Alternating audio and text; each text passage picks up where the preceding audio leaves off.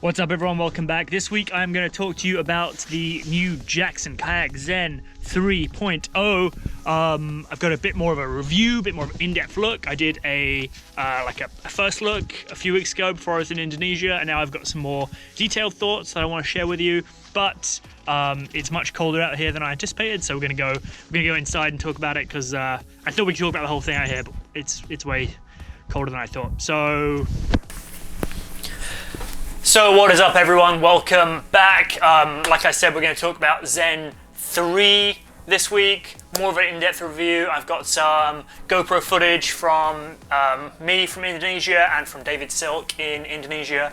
So I want to talk a little bit about, if this boat is right for you, what I liked about it, what I didn't like about it. Spoiler alert, there's not much I didn't like about it.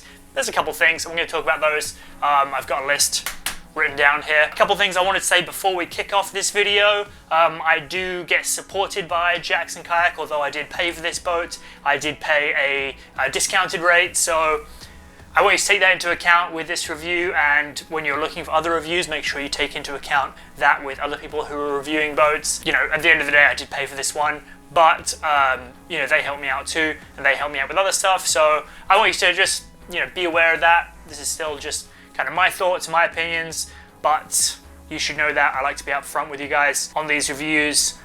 And yeah, you should keep that in mind. I think you should always keep that in mind. Okay, so new Zen 3, things that it is really great for. It is maybe the most stable kayak I've ever paddled in my whole life. It's fairly wide, which at first feels like a bit overwhelming, like, oh my god, this thing is huge. But honestly, it's so stable. There was like places where we crossed like kind of big funky eddy lines with like aerated water and all boiling and stuff, where the Zen 3 just cruised over stuff, where in the Nirvana I might have had to take a few more strokes or balanced or even toppled over. So it's really awesome and super stable because of that wide base. And at first you're like, oh my god, this feels super weird, but once you get the hang of it, it's really cruisy. It keeps you high and dry over eddy lines and stuff, which is sick. The boat has quite a bit of bow rocker, which is like that banana shaping we've talked about in the past, and bow rocker is specifically how the bow flares up. Quite a lot of bow rocker, and it's super easy to lift up over waves, over holes, over small drops and rocks and stuff. I was really surprised actually that it was so easy to lift up. You can do it with almost no effort at the very last second, pretty much, to pick that bow up and get where you're going, which is really useful, and especially useful in really, really tight rivers. And we did a couple where being able to lift your nose up just at the last second was super, super useful.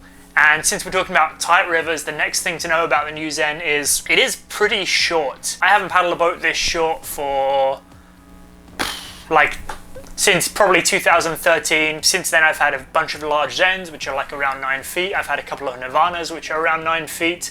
I've intermittently been in a couple of other boats on trips where I couldn't get the boat I wanted, like Letman Granate and a Waka Tuna 2, but those boats are still like 8.6, 8.7, and this boat's a lot shorter. It's more like 8.4, 8.3, I think. And at first I was a bit like, oh, I haven't really paddled a boat like this short for a long time. I don't know how that's going to be. But in those super tight rivers, like this first descent we did in Sumatra, it was crazy useful being able to quickly turn and quickly turn back and maneuver just in these tight little spaces, because this particular river just wasn't very big, and having the ability to quickly turn it and move just meant I had a much more enjoyable experience than David did when we paddled down. He had a Remix 79, which is again almost 9 feet, and it was much more challenging for him to like zip and zap and slide through the small gaps, whereas for me I could look ahead and then quickly maneuver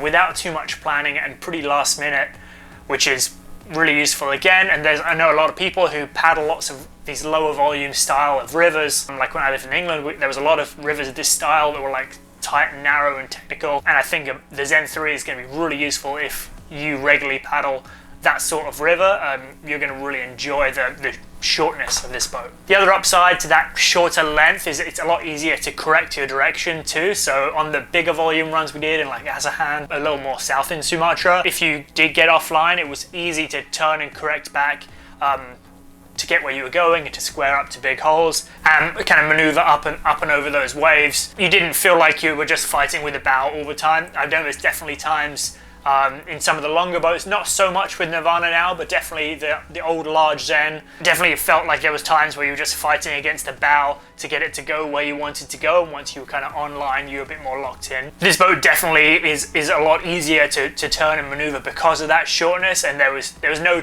time where I was like, ugh, like felt like I was like working as hard as I could to turn the boat. It was just like, oh, I want to go over there, and it was like one stroke and you're off and you're running, and I really did enjoy that, and it was a refreshing change from the Nirvana and from the Zens that I've been paddling the last few years. The last thing I'm going to say about the kind of short length is that it was a lot easier to carry and maneuver through tight streets and like those odd little urban situations where you're quite often in put-ins and takeouts. It was easier to get through like gaps between houses, and it was easier to get up and down stairs without the like stern knocking into something, or without, you know, like turning or getting turned in those weird little gaps. It sounds like a stupid small thing, but actually, especially if you take out in those like tight little urban takeouts quite a lot, that's gonna be really useful for you. So another thing to consider with the kind of use that you're doing. I know I said we weren't going to talk about the length anymore, but last thing, this really is the last thing about the upside to that shorter length, is it was much easier to travel with. It was much easier to fly with. It was much easier to get onto buses, into like minivan type 8-seater cars.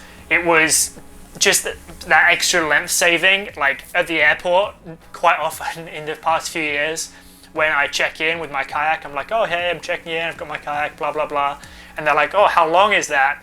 And I will normally have researched to make sure that my kayak is going to be within the length limits, and normally I will say whatever the length is or a little bit less, and if it looks like it's going to be touch and go, I'll be like, oh, I can help you measure, and then I just like let the tape measure go a little bit more towards them to keep that total length down. And I never had to do that with the new Zen. It was really great. It was really easy to get on the plane, to get there and to get home, which I was really surprised about. But it was like no factor, no worries. Like, oh yeah, it's like 8'2" or 8'4" or whatever, however long it is. It was just really refreshing change. And the 9-foot boats, and I know there's a couple boats coming on the market this year that are over 9 feet, and that's a hassle to fly with, you know, like, or it's going to be touch and go to fly with whether your boat gets rejected or not. So just, you know, like improving your probability of getting your kayak on the plane, which is really great, and just facilitating easy travel when you're in country on buses and stuff. It's just a lot easier to deal with, to get into those like tighter luggage spaces and stuff, and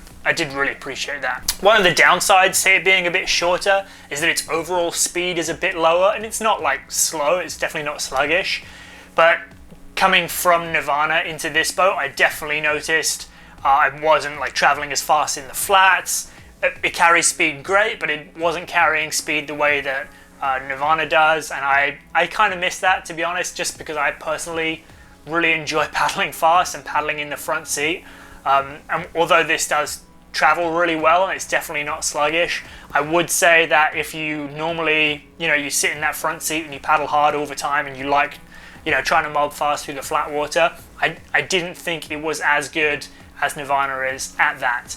And that's, I know I'm probably in the smaller percentage of people who that's something you're really looking for in a kayak, but it was something I noticed that I didn't like as much. And there's, you know, there's not many things I didn't like about that, and that was kind of one of the main ones for me, and it's just because I like to go fast and I like to get through those flats quickly. You know, not a big thing though, and if you are not one of those people who's up in the front seat and trying to get going all the time, you're probably going to really like this boat. It definitely, like with Nirvana, it feels like you kind of have to be going, you have to be paddling it a little bit to get it going its best. Whereas with this boat, I was like, you could be cruising, kind of chit-chatting, and then suddenly like, oh, rapid, quickly scoot around. If you're not in that front seat position, or if you get caught off guard, the boat's still going to look after you and paddle really well, which I was really surprised about. I was really surprised how forgiving it was.